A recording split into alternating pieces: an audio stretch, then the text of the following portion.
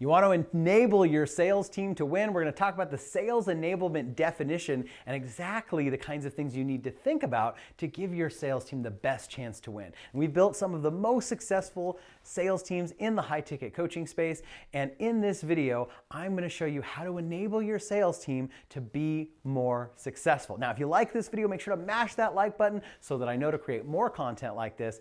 Comment below this video with any thoughts or questions that you've got. And if you want more consistent content like this, make sure to hit the subscribe button so that you get notified by the little notification bell in the corner.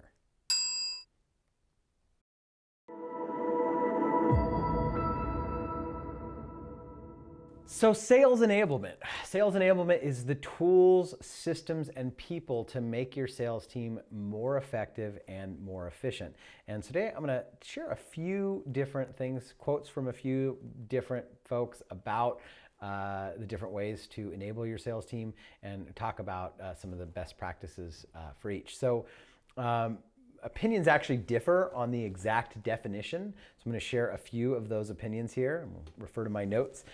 Sales enablement is a strategic ongoing process that equips all client-facing employees with the ability to consistently and systematically have a valuable conversation with the right set of customer stakeholders at each stage of customers' problem-solving lifecycle to optimize the return of investment of the selling system. So that's by Forrester. That's one definition. The next one is the job of sales enablement is to ensure that salespeople possess the skills, knowledge, assets, and process to maximize every buyer interaction. That's by Serious Decisions.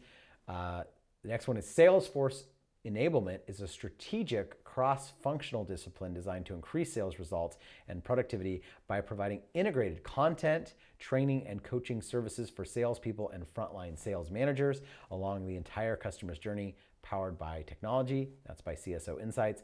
The last one here is sales enablement is the activities, systems, processes, and information that support and promote knowledge-based sales interactions with clients and prospects, by Gartner.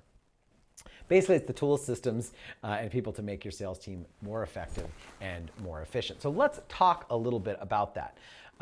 One of the things that I, in kind of researching this topic, found that organizations that have implemented a sales enablement solution have actually seen a 350% increase in content usage, 275% boost in conversions, and 65% more revenue generated by new sales reps. Additionally, Aberdeen has found that organizations with a sales enablement platform experience a 13.7% annual increase in their deal size. So really, sales enablement is about getting your team the tools that they need, the processes they need, the coaching, consulting, support that they need in order for them to be successful. So let's talk about some of the different types of sales enablement systems, tools, etc. So sales materials and sales materials management is what we'll start with. These would be things like scripts, pitch decks, follow-up email sequences, lead magnets, case studies, feature sheets, etc.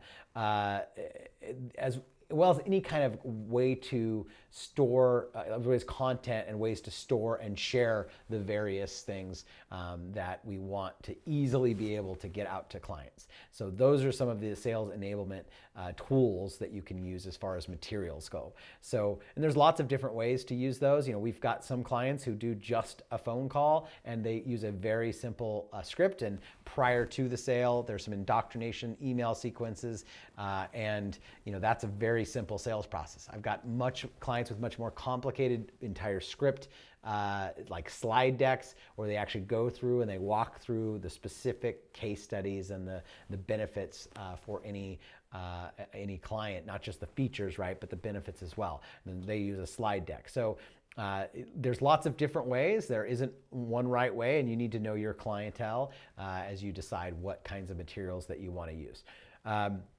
And then there's sales training, which is definitely sales enablement.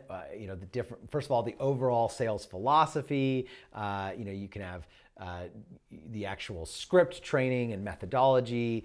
Specific phrases, different ways of actually like connecting the dots in the script for them, how you actually pitch, all of these things you can train are going to be a great way to enable your sales team, because the more that they can understand how to go about getting somebody from interested to buying is going to make them more successful, going to make you more revenue.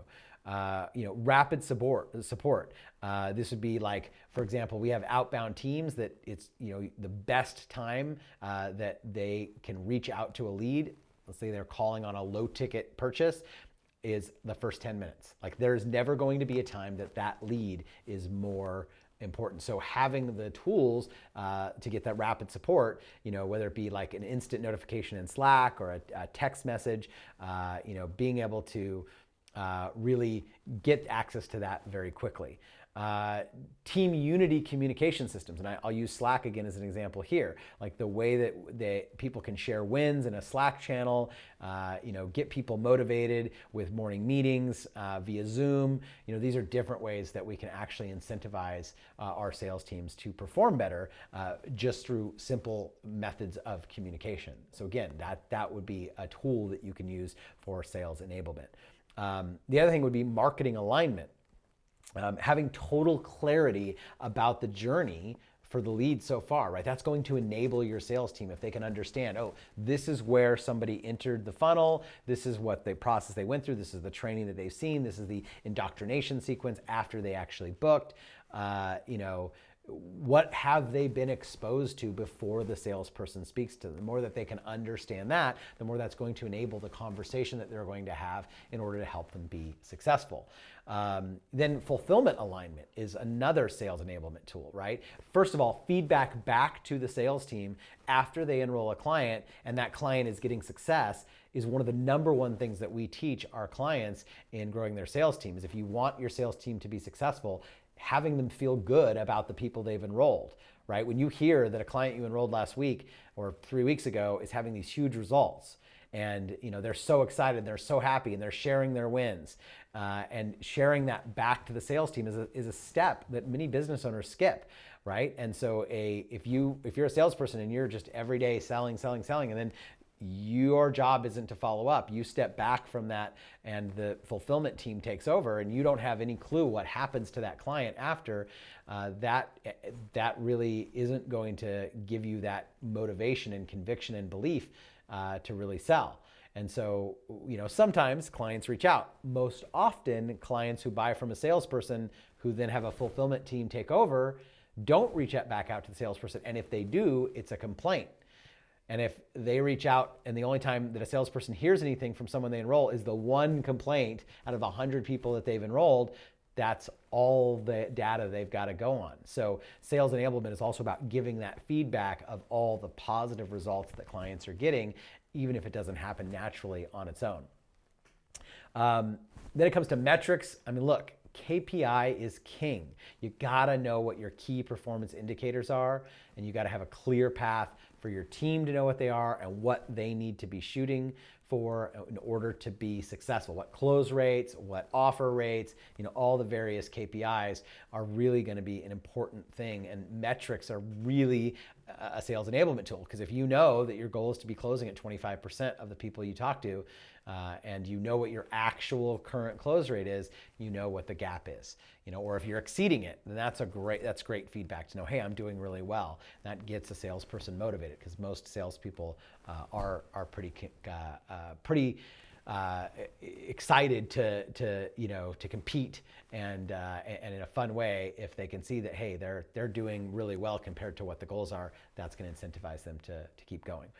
CRMs would be the final one that I'll talk about today. And again, this is really, any kind of automation tool that helps a salesperson follow up more effectively, have an easy way to send out emails, to remember, to get reminders on when to follow up with a prospect who hasn't closed, storage and organization of any prospect information. It's just going to make that whole follow-up process when it's necessary much easier.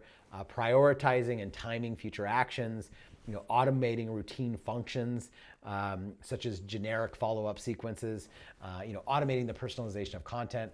CRM can be a really good tool for that. So sales enablement is really just about what are the different things that you can do to enable your sales team to be more effective.